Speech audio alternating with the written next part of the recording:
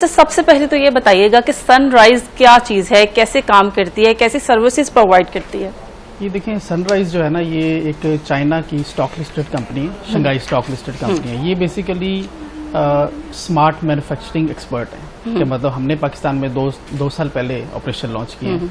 तो हम जो कन्वेंशनल मैन्युफैक्चरिंग इंडस्ट्री है उसको स्मार्ट मैन्युफैक्चरिंग में कन्वर्ट कर रहे हैं। उसमें बहुत सारे फैक्टर होते हैं, कैसे करते हैं, material handling automation, warehousing automation और इंटेलिजेंट ट्रांसपोर्टेशन सिस्टम, बहुत सारे काम है। इस तरह से हम इसको करते हैं। अच्छा, तो आपका इसके पीछे मिशन क्या है? रोबोटिक्स और ऑटोमेशन के पीछे मिशन क्या लेके आए हैं? विजन क्या है, मिशन क्या है, करना क्या चाह रहे हैं?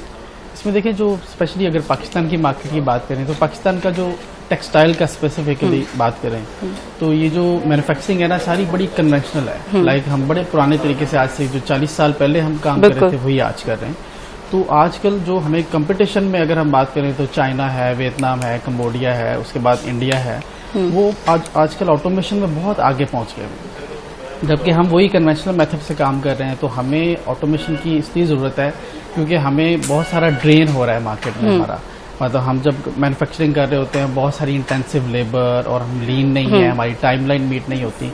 तो उन सब को बेहतर इम्प्रूव कैसे किया जा सकता है, वही एक ही तरीका है ऑटोमेशन का, रोबोटिक्स का, मटेरियल हैंडलिंग। बेहतरी क्या आएगी, किस तरह से बेहतर हो सकती है? उसमें देखें, हमें अगर हम बात करें कि हमारा जो बायर है, यूरोपियन या अमेरिकन बायर है, वो तो एक ही है, जबकि उसको सेलर पाकिस्तान भी कर रहा है, टर्की भी कर रहा है, चाइना भी कर रहा है। तो उनकी चूंकि ऑटोमेशन अडॉप्ट कर चुके हैं बहुत देर से, तो इसलिए उनकी जो टाइमलाइन ऑफ डिलीवरी है और उसके बाद उनका जो मैन्युफैक्चरिंग प्लान है वो बहुत सारी चीज़ों में हमसे बहुत आगे है। इसलिए वो ऑर्डर ज़्यादा विन कर जाते हैं हमारे पाकिस्तान के मुकाबले। लेकिन उनके रिसोर्सेज भी तो वैसे हैं ना, पाकिस्तान में इतने रिसोर्सेज भी तो नहीं है। नहीं, वही रिसोर्सेज तो हमारे पास भी हैं। लाइक हमारी अपनी टेक्सटाइल भी है, कॉटन है, हम अपनी प्रोड्यूस करते हैं, हमारा धागा बड़ा अच्छा है, हमारा खुद का फैब्रिक है। रिसोर्सेज हमारे पास पूरे हैं। अगर टेक्सटाइल की बात करें, यूटिलाइज करना हमें नहीं आता। हम जो स्पेशली गारमेंट मैन्युफैक्चरिंग है, जो सबसे एंड लाइन हमारी वैल्यू एडेड चीज़ है, उसको हम जब एक ऑटोमेशन से मैन्युफैक्चरिंग करेंगे और एक कन्वेंशनल तरीके से मैन्युफैक्चरिंग करेंगे तो बड़ा फर्क आ जाता है प्राइस में, हमारी कॉस्ट में और हमारे रिटर्न ऑन इन्वेस्टमेंट में। बहुत सारे फैक्टर हैं जिनकी प्राइस में और कॉस्ट पे कैसे फर्क आता है? प्राइस और कॉस्ट कम हो जाती है, ज्यादा हो जाती है? देखिए, एक बंदा मतलब एक यूनिट है जो कि 100 बंदों से काम कर रहा है, 1000 पीस बना रहा है दिन में, और एक है जो 400 बंदों से काम कर रहा है, वो भी 1000 पीस बना रहा है। तो एक तो लेबर इंटेंसिव हो गया, क्यों? उसमें बहुत सारा ड्रेन बहुत हो रहा होता है। हमारा जो मैन्युफैक्चरिंग के दौरान हम इंटेंसिव लेबर यूज़ कर रहे हैं और हम उसके बाद हमारे पास ऑटोमेशन कोई नहीं है, तो हम वही पुराने तरीके से काम कर रहे हैं। तो ये जो ऑटोमेशन है जो हम इंट्रोड्यूस करा रहे हैं मार्केट में, that is a smart manufacturing. Smart manufacturing में कि मतलब हम कैसे इसको ऑटोमेट कर सकते हैं, लेबर इंटेंसिव कम कर सकते हैं, जिससे हमारी मतलब कॉस्ट ऑफ मैन्युफैक्चरिंग कम होगी, तभी हमारा रेट बेहतर होगा, जिससे हम ऑर्डर विन कर सकें, क्योंकि बायर तो वही है। लेकिन हमेशा सुनने में ये आता था कि एआई आएगी और लोगों की नौकरियां खा जाएगी, तो क्या उस तरफ वो वाला फैक्टर तो नहीं आ रहा इसमें? देखें, एआई और रोबोटिक्स से नौकरियों पे इफेक्ट तो आता है, लेकिन इसको हम दो तरीके से देखते हैं कि हम नौकरियां खत्म कर रहे हैं या नौकरियां बचा रहे हैं। कि अगर हम नौकरियां खत्म कर रहे हैं तो इसका मतलब है हम सिर्फ उनकी खत्म कर रहे हैं जो कि मतलब अगर एक रेडी लेके जा रहा है बंदा, सिर्फ मूवमेंट कर रहा है from one place to another, और वो रोबोट कर रहा है, तो उसका फायदा हमें क्या है एज ए इंडस्ट्रियलिस्ट, कि हमें वो कॉस्ट नहीं पड़ रही। हमने एक बार रोबोट लिया, वही हमारा सारी उम्र चलेगा। तो जो बंदा है उसका तो अपस्किल लेवल भी नहीं बढ़ रहा ना, वो क्योंकि रेडी मूव कर रहा है तो उसका कोई अपस्किल नहीं हो रही।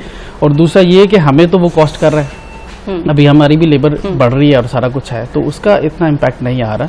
तो वो हम लेबर खा नहीं रहे, क्योंकि वो बंदा जो इंडस्ट्रियलिस्ट है वो ग्रो करेगा तो वो और यूनिट लगाएगा, वो और पैसे कमाएगा तो और यूनिट लगाएगा ना। तो ना कि वो कम्पीट ही नहीं कर पाए मार्केट में और वो ऑर्डर लूज कर जाए, वो एग्जिस्टिंग इंडस्ट्री भी उसकी बंद हो जाए। अच्छा, बहुत से लोगों को सुन के जहन में शायद ये भी आएगा कि वहाँ पे रिबोट्स काम करेंगे, क्योंकि ऑटोमेशन का तो मालूम है क्या हर चीज़ ऑटोमेटिकली होती जाएगी। लेकिन थोड़ा सा लोगों का विजन भी क्लियर कर दें कि किस तरह से आप लोग जो है ये इंट्रोड्यूस करवा रहे हैं सर्विसेज, किस तरह से और किस तरह से जो है मशीनरी मशीनरी वहाँ पे काम करेगी? देखिए, हमने पाकिस्तान में जैसे ही ऑपरेशन अपने लॉन्च किए हैं 2 साल पहले, तो हमने यहाँ पे पहले एक टीम बिल्डअप की है जो कि जिनकी ट्रेनिंग हुई हुई है चाइना से, और चाइनीज इंजीनियर्स भी यहाँ पे हमारे पास आ रहे हैं जो कि डिप्लॉयमेंट कर रहे हैं। हर टाइम हमारे पास यहाँ चाइनीज इंजीनियर्स मौजूद होते हैं। बैरिया में हमने ऑफिस बनाया हुआ है, तो हम जहाँ भी डिप्लॉय करते हैं पहले चाइनीज आता है, उसके साथ लोकल टीम अटैच होती है, उनकी ट्रेनिंग भी होती है, फिर कस्टमर की टीम भी हम ट्रेन करते हैं उसके दौरान। तो वो कस्टमर की टीम उसी इंस्टॉलेशन में ट्रेन हो जाती है और आफ्टर दैट हम उसकी डिप्लॉयमेंट कराते हैं। महीना 2 महीने के लिए हमारा चाइनीज और लोकल टेक्नीशियन जो है वो साइट पे रहते हैं